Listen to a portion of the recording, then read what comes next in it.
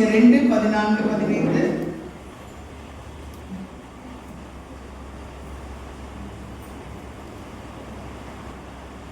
இருநூற்றி 76வது பக்கம் புதிய ஏற்பாட்டில்.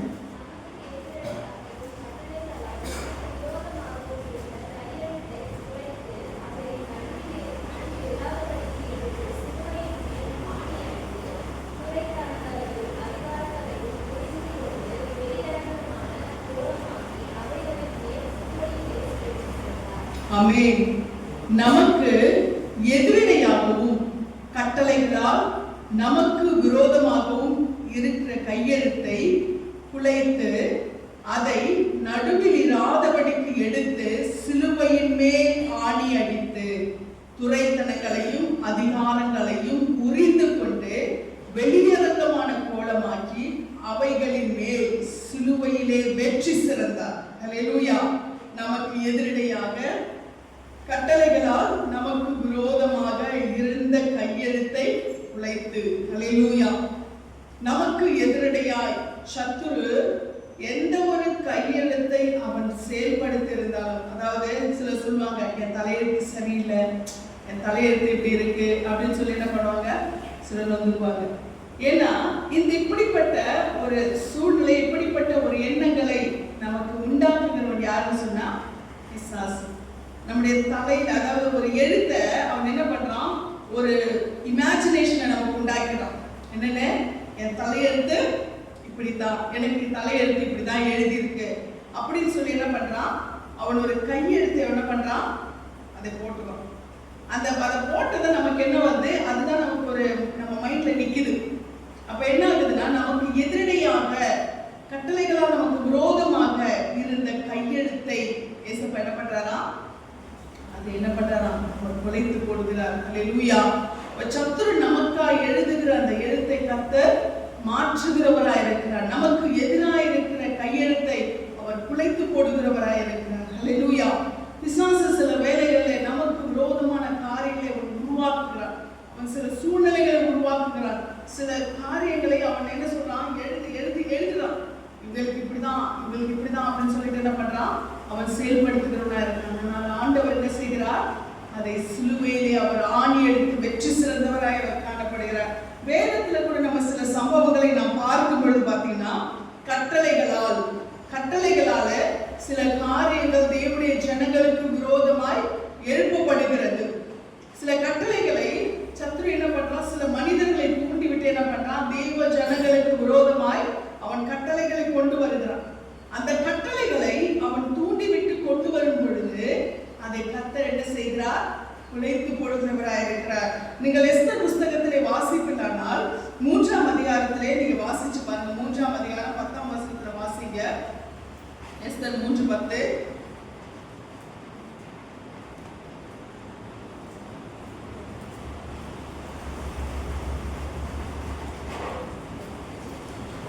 யோபுக்கு முந்தின புஸ்தகம் எஸ்தர் 3:10 நாம் வாசிக்கிறோம்.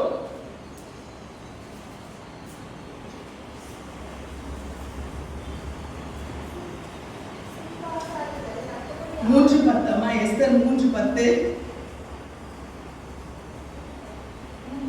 அப்பொழுது ராஜா தன் கையில் இருக்கிற தன் மோதிரத்தை கழற்றி அதை ஆகாகியனான அமெத்தாவின் குமாரனாகிய யூதரின் சத்ருவாகிய ஆமானிடத்தில் கொடுத்து ஆமானை நோக்கி, அந்த வெள்ளியை நீ வைத்துக்கொள், அந்த ஜனத்துக்கு உன் இஷ்டப்படி செய்யலாம் என்றான். ஹல்லேலூயா.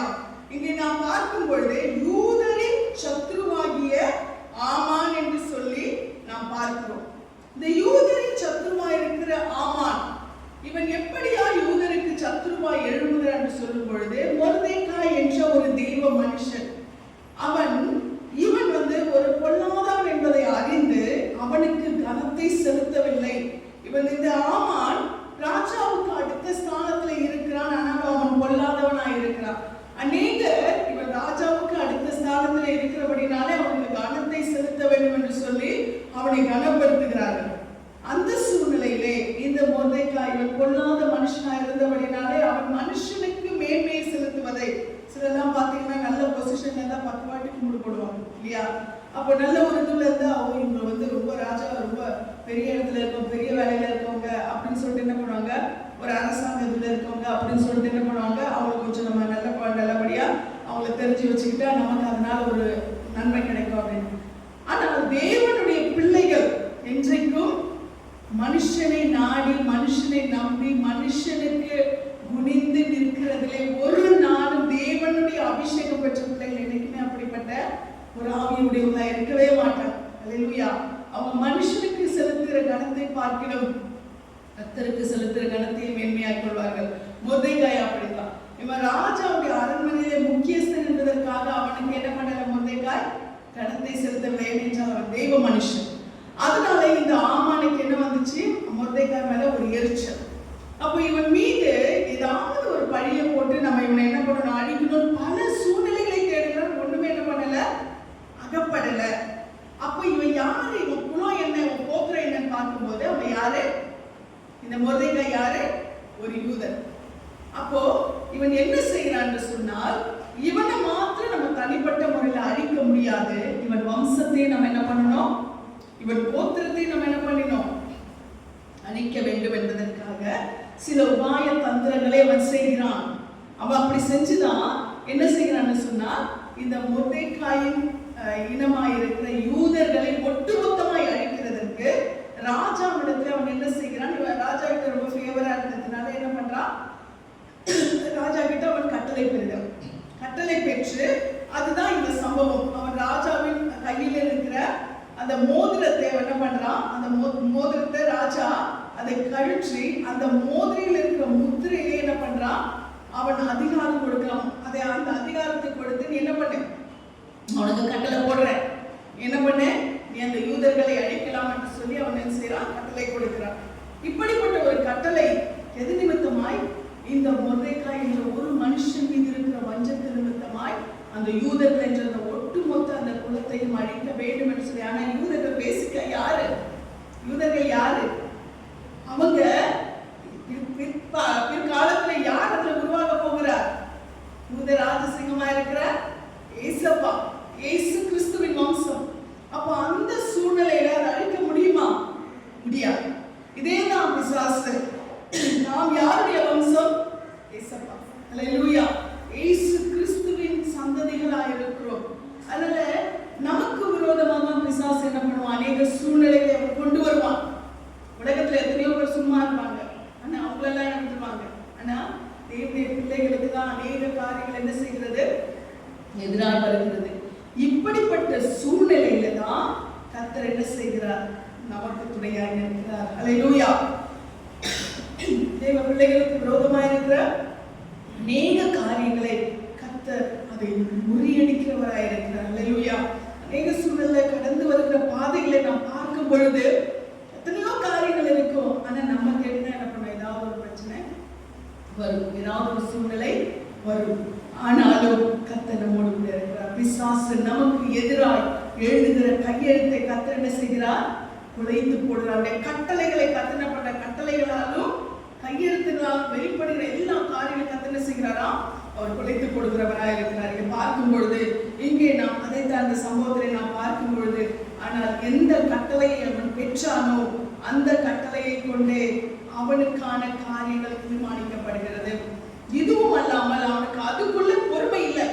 யாருக்கு, இந்த ஆமானுக்கு அதுக்குள்ள பொறுமை இல்லை. என்ன செய்யறானா, அதுக்கு பிறகு நாம இதுவரைக்கும் பொறுத்திருந்தா இன்னும் என்ன செய்கிறான், இவன் பலமுள்ளவனாய் மாறிடுவான்னு சொல்லி இந்த ஆமான மொர்தெகாயை முதல்ல நாம் அழித்து விட வேண்டும் என்று சொல்லி என்ன பண்றான், அன்னைக்கு நடுராத்திரில ஓடிவா.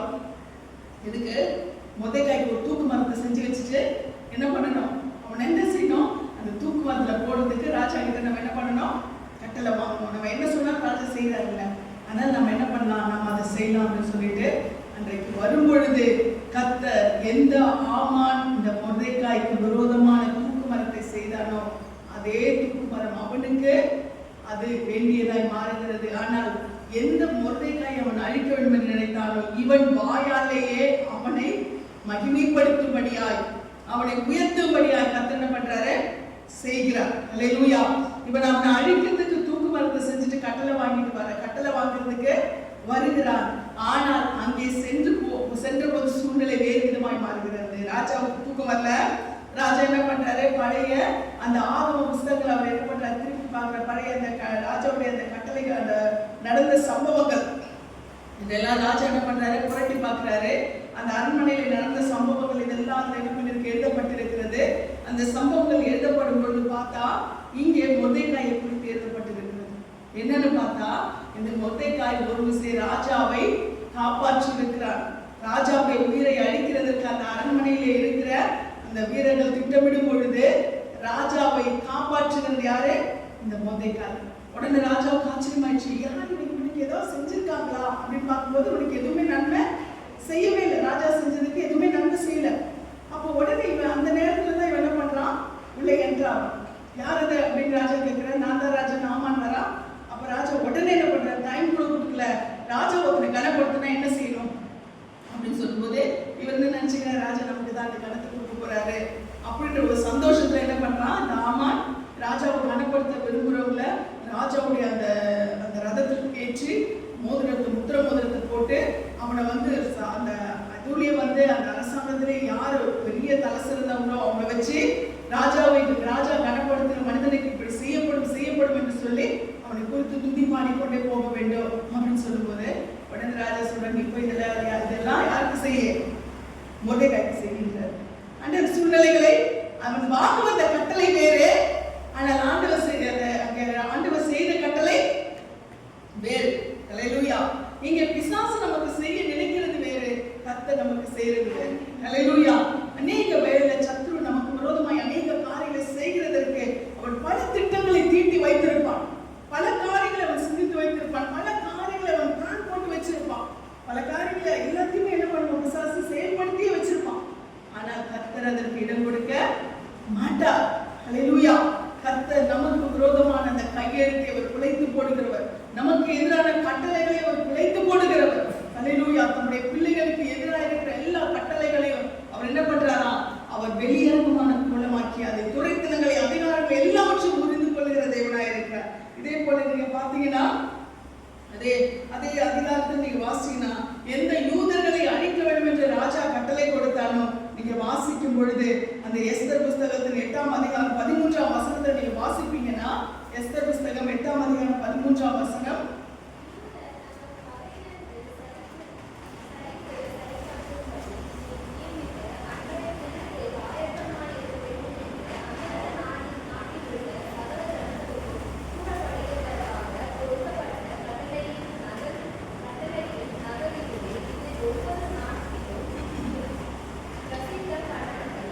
யூதர்கள் தங்கள் பகைஞருக்கு சரிக்கு சரி கட்டும்படி நியமித்த அன்றைய தினத்தில் ஆயத்தமாயிருக்க வேண்டும் என்று அந்த நாட்டில் உள்ள சகல ஜனங்களுக்கும் கூறப்படுகிறதற்காக கொடுக்கப்பட்ட கட்டளையின் நகல் இதுவே. ஹல்லேலூயா. என்னவா இது, எப்படியா யூதர்களுக்கு எதிராக சூழ்நிலை வந்ததோ, ஆனால் கர்த்தர் அதை அப்படியே புரட்டி போட்டு யூதர்களுக்கு யாரெல்லாம் எதிரிகளா இருக்காங்களோ அவங்களெல்லாம் யூதர்கள் என்ன பண்ணலாம், சரிக்கு சரி கட்டலாம் என்று சொல்லி ராஜாவிடத்திலிருந்து என்ன வருது, கட்டளையின் நகல் ஜெராக்ஸ் வருது. கட்டளை ஒரிஜினல் ராஜா கிட்ட இருக்கு, எல்லா இடத்துக்கும் ஜெராக்ஸ் அனுப்பிக்கிறார், எல்லா இடத்துக்கும் அந்த நகல் அனுப்பிக்கிறார். யூதர்களுக்கு யாரெல்லாம் எதிரி அவங்களாம் யூதர்களை அழித்து போடலாம். ஹல்லேலூயா. காரியம் பார்த்தீங்களா, அப்படியே மாறுதலாய் முடிகிறது.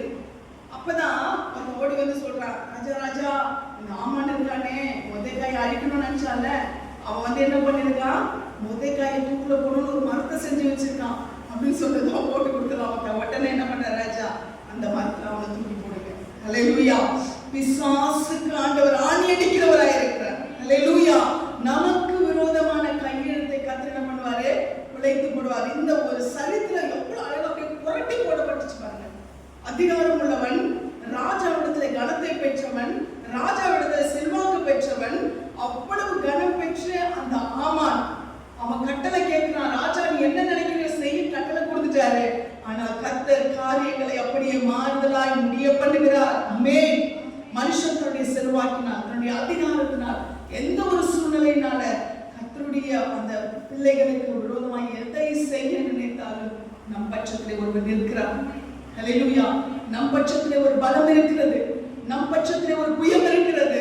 எல்லாவற்றையும் புரட்டி போட வல்லவராய் இருக்கிற நம்முடைய ஆண்டவர் நம் பட்சத்தில் இருக்கிறார். ஒருவேளை சூழ்நிலை எல்லாமே டோட்டலா நமக்கு எதிராக இருக்கலாம், நமக்கு எதிரான மனுஷங்க, நம்ம எங்க போனாலும் நமக்கு ஃபேவரான வார்த்தைகள் வராது, நமக்கு சாதகமா யாருமே பேச மாட்டாங்க. எல்லாமே நமக்கு பின்னாடி நிறைய காரியங்கள் நடந்துட்டு இருக்கும், நமக்கு மறைமுகமாய் நிறைய காரியங்களை செயல்படுத்தி விட்டு இருப்பார்கள். நம்ம போகும்போது பாத்தீங்கன்னா எதுவுமே என்னது நமக்கு சாதகமா இல்லாத ஒரு நிலைமையாய் அங்கே சூழ்நிலை உண்டாக்கப்பட்டிருக்கும். எல்லாமே ஒரு விதத்துல நமக்கு எதிராக இருக்கிறது போலவே இருக்கும், நமக்கு எதுவுமே சாதகமா இல்லாதது போலவே இருக்கும். எல்லாமே முன்னாடி பேசி முடிச்சிட்டு இருப்பாங்க, வந்த இதெல்லாம் செய்யாதீங்க, வந்த இதெல்லாம் ஹெல்ப் பண்ணாதீங்க, இப்படி எல்லாம் என்ன பண்ணிருக்கோம், எல்லாமே அப்படி நடந்து கொண்டு இருக்கும். ஆனால் கர்த்தர் நம்மோடு கூட இருக்கிறார். ஹல்லேலூயா. நமக்கு எதிராக இருக்கிற எல்லா விதமான காரியங்களையும் பிசாசின் கையெழுத்தை கர்த்தர் குலைத்து போட வல்லவராய் இருக்கிறார். ஆமென். நமக்கு எதிரான எல்லா சூழ்நிலைகளையும் அவர் குலைத்து போட வல்லவர். ஆமென். நம் பட்சத்திலே நம்முடைய ஆண்டவர் இருக்கிறார். நம்முடைய கையெழுத்தை கர்த்தர் குலைத்து போடுவார். ஆமென். நமக்கு எதிராக இருக்க எல்லா சூழ்நிலையும் கர்த்தர் என்ன பண்ணுவாரு, குலைத்து போடுவார். ஆமென். கர்த்தருடைய நாமத்துக்கு மகிமை உண்டாவதாக. அப்படியே நீங்க தானியேல் புத்தகத்தை நீங்க வாசிப்பீர்களானால் தானியேல் 6ஆம் அதிகாரம் 8ஆம் வசனத்திலிருந்து 10ஆம் வசனம் வரைக்கும் நீங்க வாசிங்க. தானியேல் 6:8 10.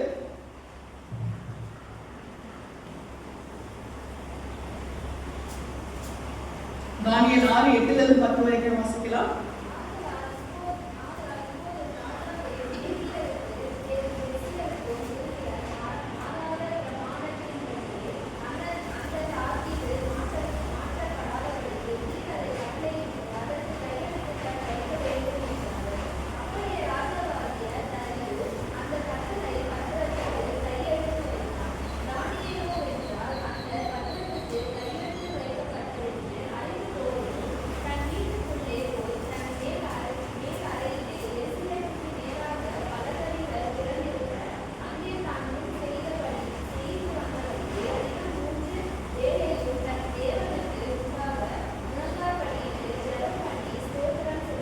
ஹல்லேலூயா. இதுவும் அதேதான், எப்படி அங்க மொர்தெகாய்க்கு விரோதமாய் செயல்பட்டதோ அதே போல இங்க தானியேலுக்கு விரோதமா. பார்த்தா இங்க ஒண்ணுமே இல்ல, தேவனுடைய பிள்ளைகள் யாரும் எதுவுமே பண்ணிருக்க மாட்டோம், நம்ம பாட்டுக்கு நம்ம விதி நம்ம வேலை நம்ம நிறைவேற்றணும் போயிட்டே இருப்போம். ஆனா காரணமே நம்ம பின்னாடி என்ன பண்ணிட்டு இருக்கோம், வேலை நடந்துட்டு இருக்கோம். ஹல்லேலூயா. ஆனால் நான் நிறைய வேலையில யோசிச்சு பார்ப்பேன், என்ன இவங்களுக்கு ஒண்ணுமே பண்ணலையே, காரணமே நம்ம வாண்டடா நமக்கு இது பண்றாங்க, ஒண்ணுமே புரியாது, ஒண்ணுமே பண்ணிருக்க மாட்டோம். ஆனா என்ன பண்ணுவாங்க, வாண்டடா நமக்கு விரோதமா செஞ்சுட்டு இருப்பாங்க. ஹல்லேலூயா. ஆனால் கர்த்தர் நம் பட்சத்திலே இருக்கிறார். இந்த காரணமே இருக்காது, அவங்க எல்லாம் நம்ம என்ன பண்ண மாட்டோம், முகம் சுளிக்க மாட்டோம், ஒண்ணுமே பேச மாட்டோம், நம்ம பார்ப்பாங்க, குடி பார்ப்பாங்க. அந்த பாம்பு எப்படி தெரியுமா இருக்கும், வேற மாதிரி இருக்கும். அந்த மாதிரி இவங்க ஒண்ணுமே பண்ண வேணாம், பார்த்தா இப்படியே பார்ப்பாங்க, பார்த்தாலே நமக்கு பயமா இருக்கும் அவங்க பார்க்க, அந்த மாதிரி. ஆனால் கர்த்தர் நம்மோடு கூட இருக்கிறார். ஹல்லேலூயா. நம்மோடு துணையாக இருக்கிறார். ஆமென். ஒண்ணுமே இருக்காது, ஆனால் நமக்கு பின்பாக இருக்கிற எல்லா காரியங்களும் கர்த்தர் அவர் என்ன செய்கிறாரா, நிர்மூலமாக வல்லவராக இருக்கிறார். தானியேல் ஒண்ணுமே இல்லை, அவன் தேவனுடைய மனுஷன், ஞானம் உள்ளவன், ஞானமாய் காரியங்கள் என்ன பண்றான், அவன் அந்த ராஜ்யத்துக்காக செயல்படுத்துகிறான், வேற எதுவுமே அவன் செய்யல. அவனுடைய ஞானத்தை பார்த்து ராஜா என்ன பண்றாரு, அவனை உயர்த்துகிறான். இதனால் தானியேல் மீது என்ன வருகிறது, இவர்களுக்கு பொறாமை வருகிறது. அந்த அந்த தேசத்தில் உள்ள பிரதானிகள் தலையாரிகள் இவங்களுக்கு எல்லாம் என்ன வருது, தானியேல் மீது ஒரு பொறாமை. இவனை எதுல குற்றம் கண்டுபிடிக்கலாம் தேடுறாங்க, ஒண்ணுமே இல்லை, குற்றம் கண்டுபிடிக்க ஒண்ணுமே இல்லை. அப்ப ஒண்ணு தேடுறாங்க, ஒன்னே ஒண்ணுதான், எதை வச்சு, கர்த்தரை தேடுறதை வச்சு. ஹல்லேலூயா. அது குற்றமா, அது குற்றமா? இன்னைக்கு அநேக கர்த்தருக்காய் உண்மையா நிக்கிறத வச்சுதான் என்ன பண்றாங்க, இன்னைக்கு குற்றம் பிடித்துக் கொண்டிருக்கிறார்கள். கர்த்தருடைய வார்த்தை உண்மையா வரதை வச்சுதான் என்ன பண்றாங்க, குற்றம் கண்டுபிடித்துக் கொண்டிருக்கிறார்கள். ஹல்லேலூயா.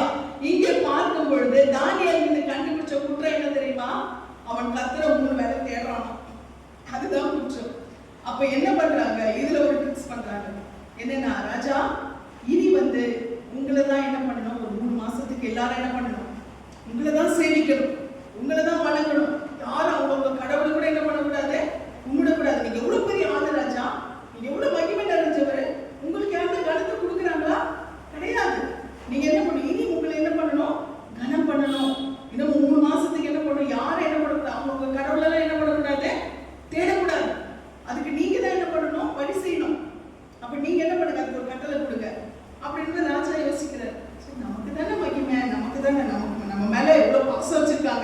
நம்ம மேல இந்த மகிமை கிடைக்கிறதுக்கு நம்ம ஆளுங்களுக்குள்ள போராடுறாங்களே, சரிப்பா நான் கட்டளை கொடுத்துறேன் அப்படின்னு சொல்லிடுறாங்க. உடனே அப்பதான் என்ன ஆகுது, தானியேல் யாரு? 3 வேளையும் தவறாமல் கர்த்தரை தேடுகிறவர். இந்த கட்டளை வருது. நம்ம இதுதான் 8ஆம் வசனத்துல பார்த்தோம். இந்த கட்டளை வருது. ஆனால் தானியேல் என்ன பண்ணல? அசரல.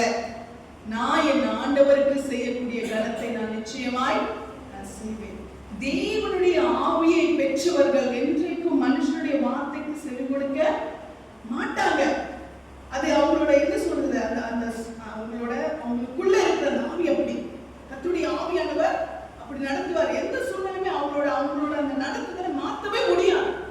அவங்களுக்குள்ள இருக்கிற அந்த அபிஷேகத்தை மாற்றவே முடியாது. அது கட்டளையா இருந்தாலும் சரி, எதுவா இருந்தாலும் சரி, அந்த காரியத்தை தேவனுக்குள்ளாய் உறுதியாய் நிற்பார்கள். இந்த சூழலில் தான் தானியேல் இருந்தார். தரியு ராஜா ஒரு பெரிய தேசாதிபதி, அவர்கிட்ட இருந்து கட்டளை வந்திருக்கு, என்ன தவிர யாரையும் என்ன பண்ணக்கூடாது, உங்க சொந்த கடவுளை கூட நீங்க என்ன பண்ணக்கூடாது, வணங்க கூடாது அப்படின்ற அந்த கட்டளை வந்து. ஆனால் அவர் அதற்கு என்ன செய்யல? செவி கொடுக்கல. என்ன பண்றாரு? வழக்கம் போல, அதுவும் எப்படி தெரியுமா, ஜன்னலை திறந்து வச்சுட்டாரு. நல்லா பாருங்க, வெளிப்படையா பாருங்க, நான் எதுக்கும் பயப்படல அப்படின்னு சொல்லி ஜன்னலை நல்லா திறந்து வச்சுட்டு 3 வேளையும் தான் முன் செய்து வந்தபடியே அவர் என்ன பண்றாரா? கர்த்தரை தேடுகிறார். இவனுங்க பார்த்துட்டாங்க, இதுதான் நாங்க எதிர்பார்த்தோம்.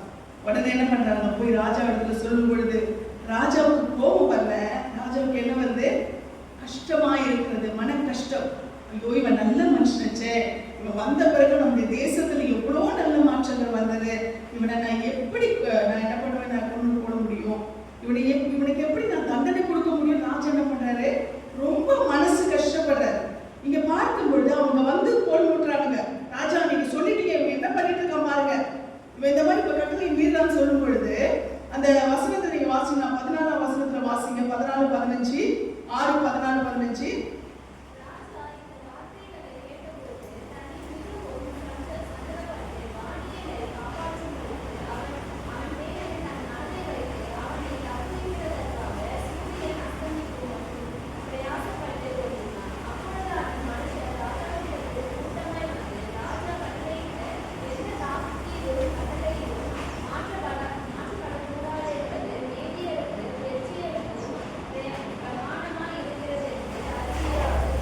இங்க ராஜா என்ன பண்றாரு? மனசு கஷ்டமாயிட்டு, நல்ல மனுஷனச்சே, நான் எப்படி இவனை கொண்டு போடுவேன்? ராஜாவுக்கு அந்த சூரியன் அஸ்தமிக்கிற வரைக்கும், பொழுது விடியற வரைக்கும் ட்ரை பண்றாரு, ஏதாவது ஒரு வழி கிடைக்குதா அப்படின்னு.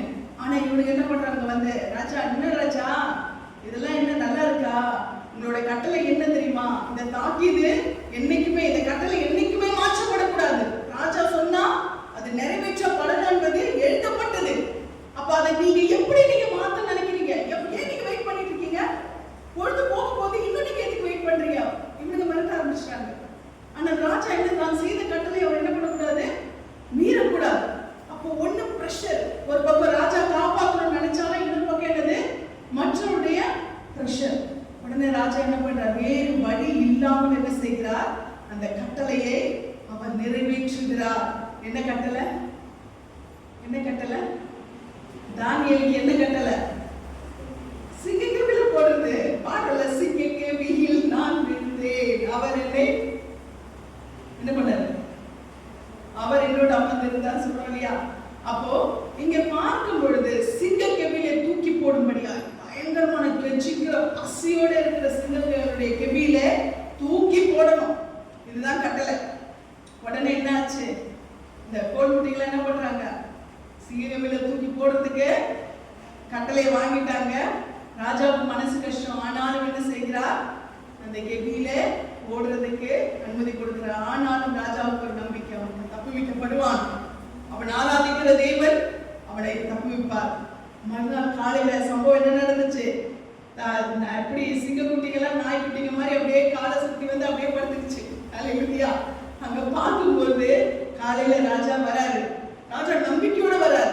என்னன்னு சொல்லிட்டு தானியேல்கிட்ட பேசுறாரு. வந்து ராஜாவுக்கு எவ்வளவு நம்பிக்கை பாருங்க. உன்னதமான தேவனுடைய தாசனாகிய தானியேலே, நீ இரவு பகல் ஆராதிக்கிற, இடைவிடாமல் ஆராதிக்கிற உன் தேவன் உன்னை தப்புவிக்க வல்லவராய் இருந்தாரா அப்படின்னு சொல்லி அவர் பேசும்போது அங்கே தானியேல், ஆம் ராஜாவே, என் தேவன் என்னை தப்புவிக்க வல்லவராய் இருந்தார். அல்லேலூயா. எந்த சூழ்நிலை வந்தாலும் சரி, நம்மோடு கூட இருக்கிற நம்முடைய தேவன் ஒரு நாள் நம்மை கைவிட மாட்டார். அல்லேலூயா. எந்த சூழ்நிலைகள் வந்தாலும், தேசம் எதிராக இருக்கிறது, ராஜா எதிரான கட்டளைகளை கொடுத்து விட்டார், ஆனால் தப்புவிக்க ராஜாவை நினைச்சாலும் முடியல. ஆனால் அந்த ராஜா அவனோடு கூட இருந்தார். அல்லேலூயா. சர்வ வல்லமையுள்ள ராஜா அவனோடு கூட இருந்தார், அவரை தப்புவித்தார். ஆமென். நாம் இடைவிடாமல் ஆராதிக்கிற நம்முடைய தேவன் நம்மை தப்புவிக்க வல்லவராய் இருக்கிறார். அல்லேலூயா. நம்மை அவர் கைவிட மாட்டார். ஆமென்.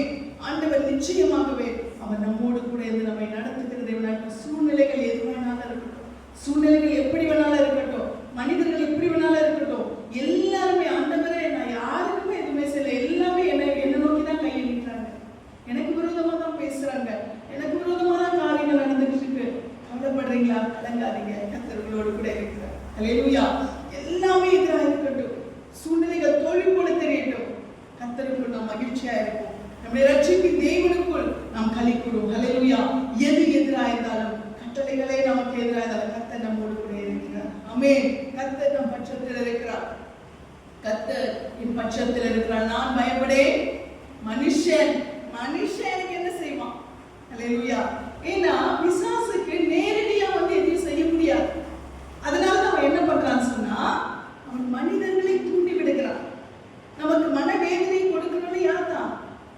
மனுஷங்க தான், இல்லையா? நீங்க சுத்தி பார்த்தீங்கன்னா, நீங்க உங்களுடைய சூழ்நிலைகளை பார்த்தீங்கன்னா, ஏதோ ஒரு விதத்துல பார்த்தீங்கன்னா, நமக்கு யாருக்கு நம்ம பிரச்சனை வரும்? மனுஷங்க மூலமா தான். ஏன்னா அவனுக்கு தெரியும் நம்மோடு கூட இருக்கவங்க யார் தான்? மனுஷங்க தானே. அப்ப அவன் அப்படியே பெரிய பெரிய கண்ணை வச்சுக்கிட்டு, பெரிய பெரிய பல்ல வச்சுக்கிட்டு நமக்கு என்ன பண்ண முடியாது? பயமுறுத்தியோ இல்லை அவன் நேரடியா வந்தோ நமக்கு தீங்கு செய்ய முடியாது. அப்ப அவன் எப்படி நமக்கு தீங்கு செய்ய முடியும் என்றால், அவன் மனிதர்களைத்தான் அவன் தேடுவான். அல்லேலூயா. நமக்கு விரோதமாய் செயல்படுகிறதற்கு மனிதர்களை அவன் ஏற்படுத்துவான். ஆனா உன்னை கர்த்தாவே நீங்க என்னோட கூட இருக்கீங்க. ஆமென். இந்த அசைக்க முடியாத நம்பிக்கை தேவனுடைய பிள்ளைகளுக்கு வேண்டும். ஆமென். ஆண்டவரே நீங்க என் கூட இருக்கீங்க.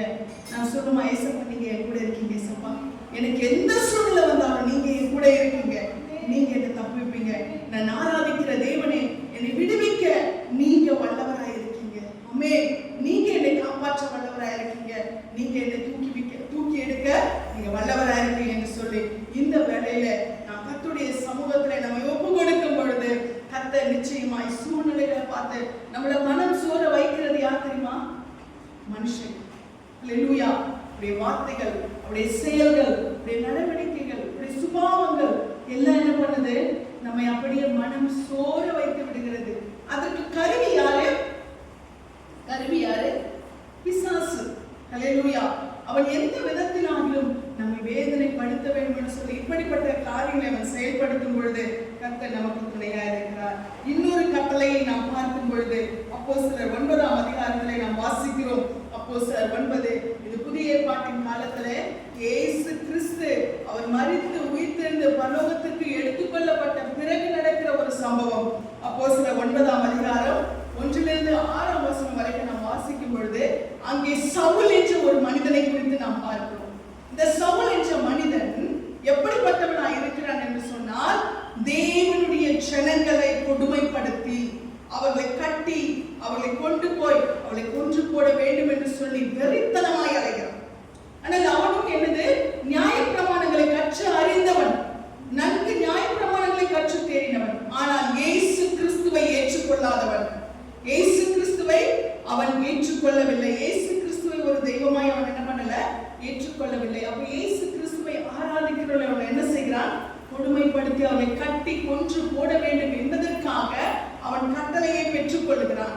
அவன் கட்டளையை பெற்றுக்கொண்டு அவன் கடந்து போகிறான். கடந்து போற என்னது? யார்கிட்ட? பிரதான ஆசாரியத்துல என்ன பண்றான்? இயேசு கிறிஸ்துவை தேடுகிறவர்களை கொன்று போட வேண்டும் என்று சொல்லி அவன் என்ன பண்ணிட்டான்? கட்டளையை பெற்றுக்கொண்டான்.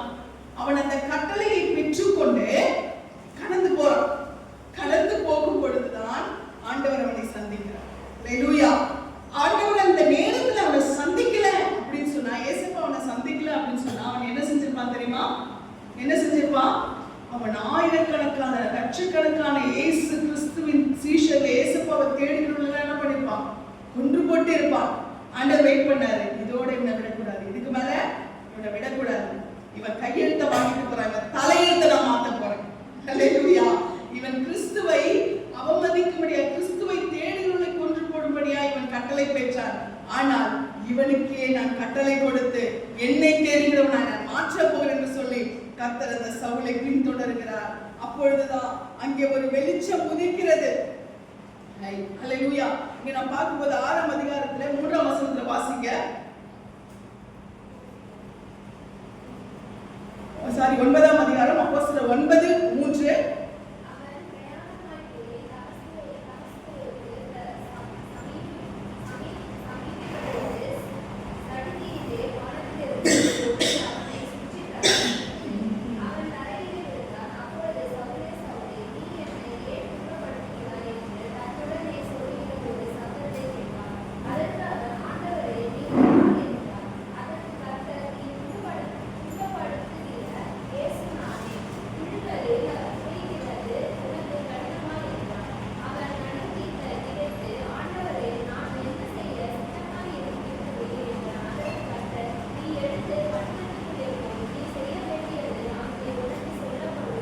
இங்கே பார்க்கும்போது இவன் என்ன செய்யறான்? 9ஆம் அதிகாரத்துல இந்த 1ஆம் வசனத்தில் வாசிக்கும் போது சவுல் என்பவன் இன்னும் கர்த்தருடைய சீஷரை பயமுறுத்தி கொலை செய்யும்படி சீறி பிரதான ஆசாரியத்துக்கு போய் என்னவா கர்த்தரை தேடுகிறவர்களை, இயேசு கிறிஸ்துவை தேடுகிறவர்களை கொலை செய்யும்படி அவன் என்ன பண்ணான்? சீரும்.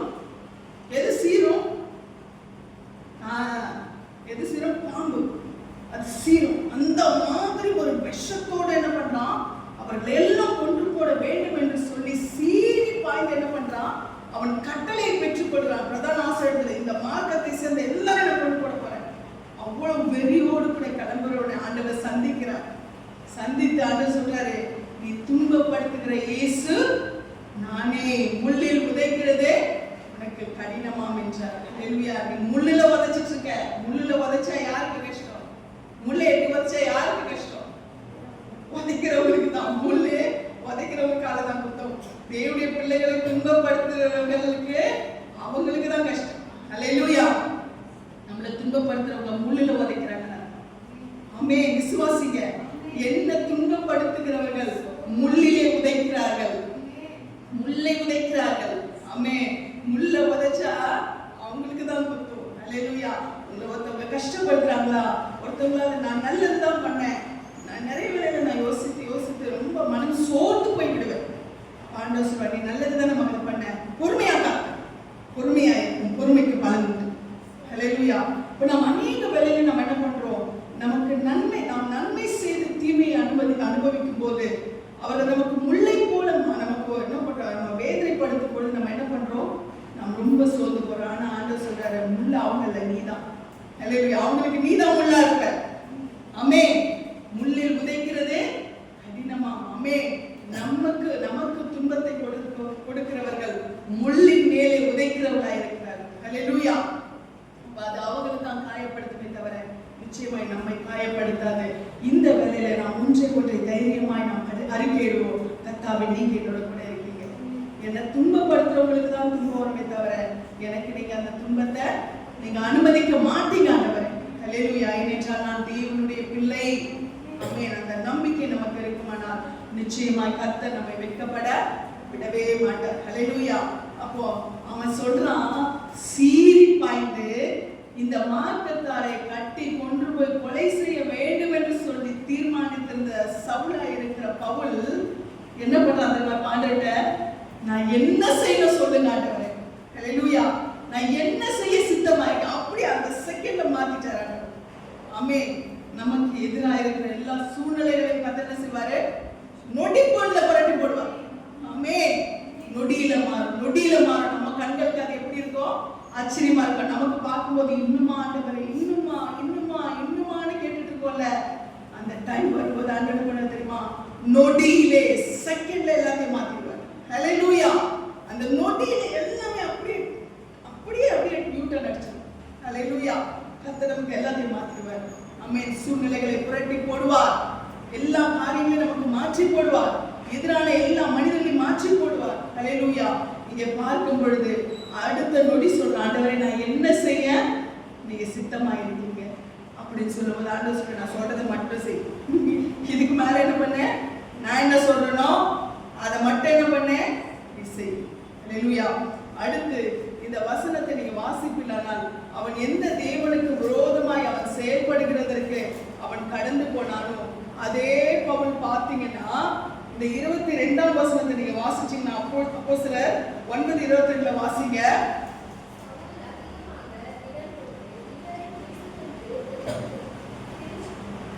திருஷ்டாந்தப்படுத்தி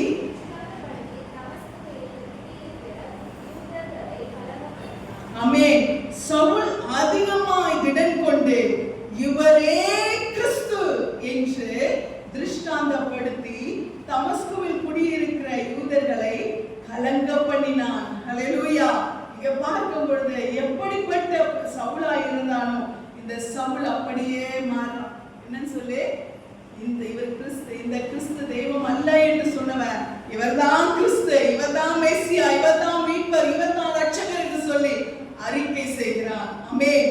எந்த வாய் ஹல்லேலூயா தேவனுடைய பிள்ளைகளாய் இருக்கிற நமக்கு விரோதமாய் பேசுகிறதோ அதே நாவு நம்மை குறித்து நன்மையாய் பேசும்படி கர்த்தர் செய்வார்.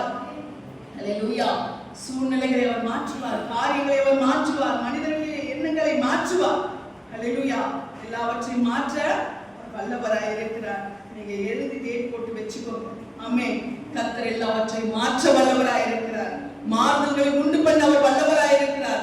சூழ்நிலைகளை புரட்டி போட வல்லவராய் இருக்கிறார். உங்களை பேசின நாவலாம், ஐயோ இவங்களை போல நல்லவங்க இல்லைன்னு சொல்ல வைப்பார் ஆண்டவர். ஹல்லேலூயா. எந்த நாவுகள் தூற்றி திரிகிறதோ அந்த நாவுகள் போற்றும்படியா கர்த்தர் செய்வார். ஹல்லேலூயா. தேவனை நிந்தித்த அதே சவுலுடைய நாவு இயேசு கிறிஸ்துவே தேவன் என்று அறிக்கை செய்தது என்றால், கர்த்தருடைய பிள்ளைகளை கர்த்தர் அந்த மகிமையிலே நிச்சயமாய் அவர் உயர்த்த வல்லவராய் இருக்கிறார். கட்டளைகளை மாற்ற வல்லவர் அவர். ஹல்லேலூயா. பிசாசு நமக்கு எதிராக என்ன கட்டளை போட்டிருக்கானோ அவன் வெட்கப்பட்டு தலைகுனிந்து போவான். ஆமென். அந்த கட்டளைகளை எல்லாவற்றையும் கர்த்தர், அந்த கையெழுத்து எல்லாவற்றையும் கர்த்தர் குலைத்து போடுவார். ஆமென். நமக்கு எதிராக இருக்கிற எல்லா கையெழுத்தையும் கர்த்தர் குலைத்து போட்டு நமக்கு எதிரான எல்லா சூழ்நிலைகளையும் அவர் புரட்டி போட வல்லவராய் இருக்கிறார். நாம் எடுத்து வாசிக்கும் பொழுது எபேசியர் 2:15 வசனத்தில் நாம் எப்படியாய் வாசிக்கிறோம். எபேசியர் 2:15 எபேசியர் 2:15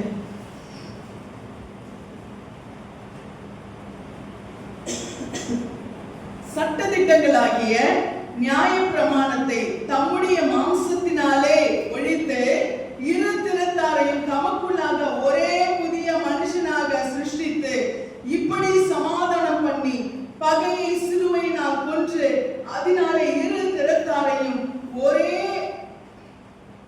ஒரே சரீரமாக தேவனுக்கு ஒப்புரவாக்கினார். ஹல்லேலூயா. ஆண்டவர் என்ன செய்தார்? சட்ட திட்டங்களாலும் நியாய பிரமாணத்தினால இருந்த எல்லாவற்றையும் அவர் சிலுவையில் என்ன செய்கிறாரா? மாற்றி போடுகிறார். ஆமென். அன்றைக்கு இயேசு கிறிஸ்துவை அவமதித்த அதே கூட்டம் இன்றைக்கு இயேசுவை தேவன் என்று சொல்லி அறிக்கையிடும்படியாய் அநேக யூதர்கள் இயேசு கிறிஸ்துவை ஏற்றுக்கொண்டவர்களாய் இன்றைக்கு மாறிக்கொண்டிருக்கிறார்கள். ஆமென். இன்றைக்கு ஆண்டவர் நம்மையும் புறஜாதிகளாய் இருக்கிற நம்மை என்ன பண்ணிருக்கிறாரு? அந்த சிலுவையின் மரணத்தினாலே அவர் நமக்கு என்ன பண்ணிருக்கிறார்? இந்த மீட்பை கொடுத்து நம்மையும் அவருடைய பிள்ளைகளாய் அவர் மாற்றி இருக்கிறார். கலாத்தியர் 3:10 நாம் இப்படியாய் வாசிக்கிறோம். கலாத்தியர் 3:10 கலாத்தியர் 3:10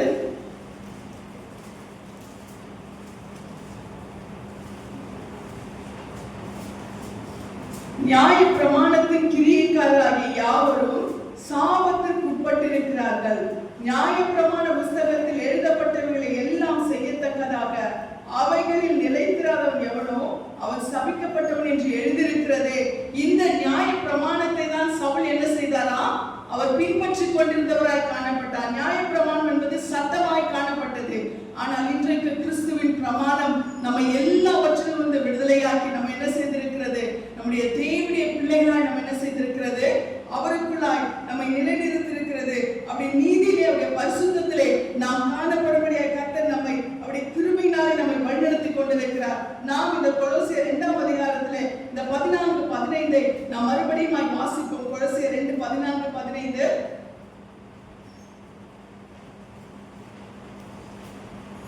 கொலோசியர் 2:14-15 ஆதார வசனம்.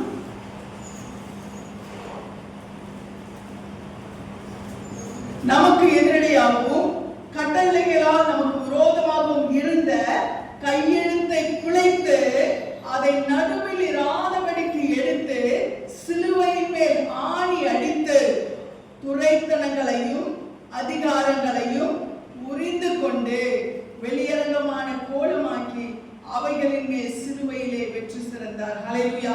2வது பகுதியில் நாம் வாசிக்கும் பொழுது துரைத்தனங்களையும் அதிகாரங்களையும் உரிந்து கொண்டு, ஹல்லேலூயா, துரைத்தனங்களையும் அதிகாரங்களையும் உரிந்து கொண்டு வெளியரங்கமான கோலமாக்கி அதை என்ன பண்றாரா, அவைகளின் மேல் சிலுவையிலே வெற்றி சிறந்தார். ஹல்லேலூயா.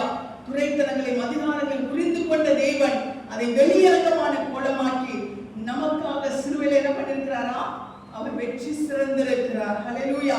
நாம் தேவனுடைய பிள்ளைகள், நமக்கு கர்த்தர் அவருடைய கிருபைகளை கொடுத்திருக்கிறார், அவருடைய அதிகாரங்களை கொடுத்திருக்கிறார். கடைசியாக நாம் வாசிக்கும் பொழுது எபிரேயரில் நாம் வாசிக்கிறோம் 2:14-15 நாம் இப்படியாய் வாசிக்கிறோம். எபிரேயர் 2:14-15.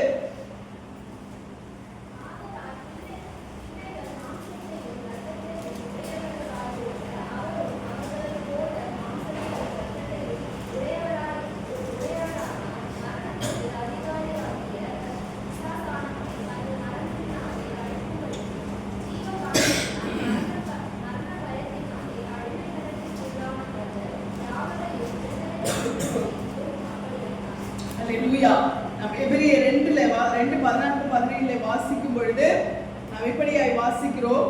ஆதலால் பிள்ளைகள் மாம்சத்தையும் இரத்தத்தையும் உடையவர்களாய் இருக்க அவரும் அவர்களைப் போல மாம்சத்தையும் இரத்தத்தையும் உடையவரானார்.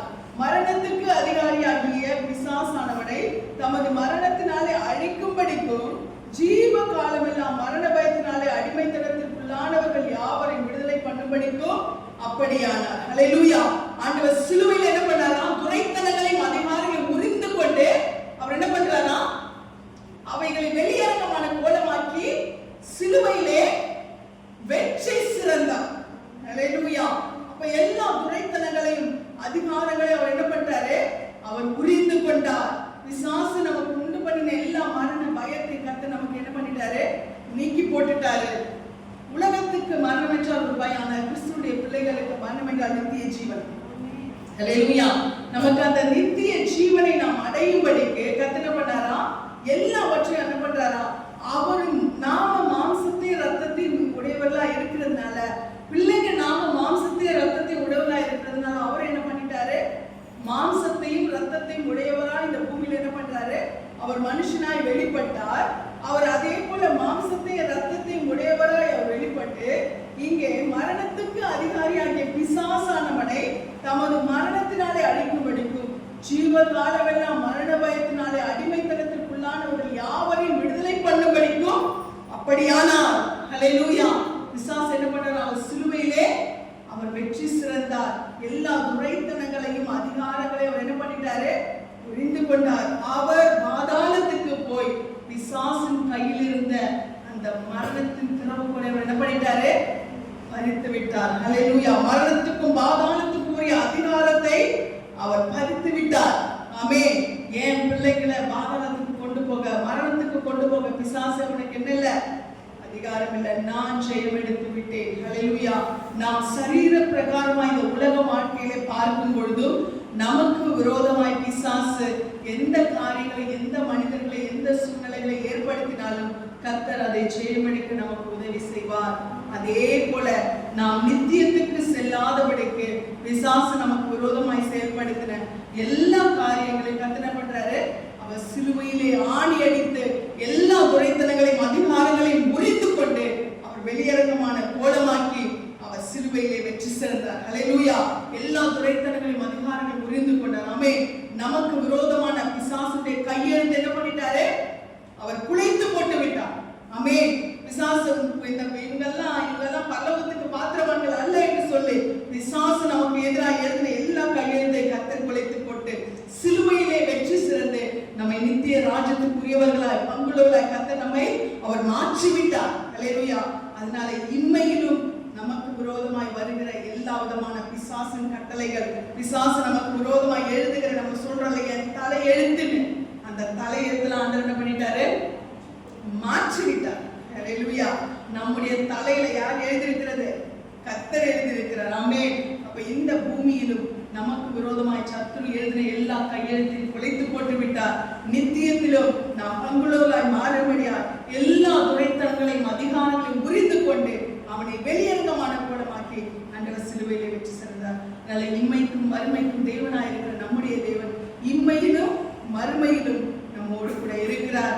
பரலோகத்திலே உண்மையெல்லாம் எனக்கு யாருண்டு, பூலோகத்திலே உண்மை தவிர வேறொரு விருப்பம் இல்லை ஆண்டவரே என்று சொல்லி இந்த வேளையிலே இம்மைக்கும் மறுமைக்கும் தெய்வமாயிருக்கிற என் ஆண்டவராகிய இயேசு கிறிஸ்து எனக்கு விரோதமாயிருக்கிற எல்லா கட்டளைகளை கையெழுத்துக்களை குலைத்து போட்டு விட்டேன் ஆண்டவர் என்று சொல்லி இந்த வேளையிலே நாம் வெற்றி வேதனின் பிள்ளைகளாய் கர்த்தரை மகிமைப்படுத்துவோம். கர்த்தருடைய நாமத்துக்கு மகிமை உண்டாவதாக. ஆமென்.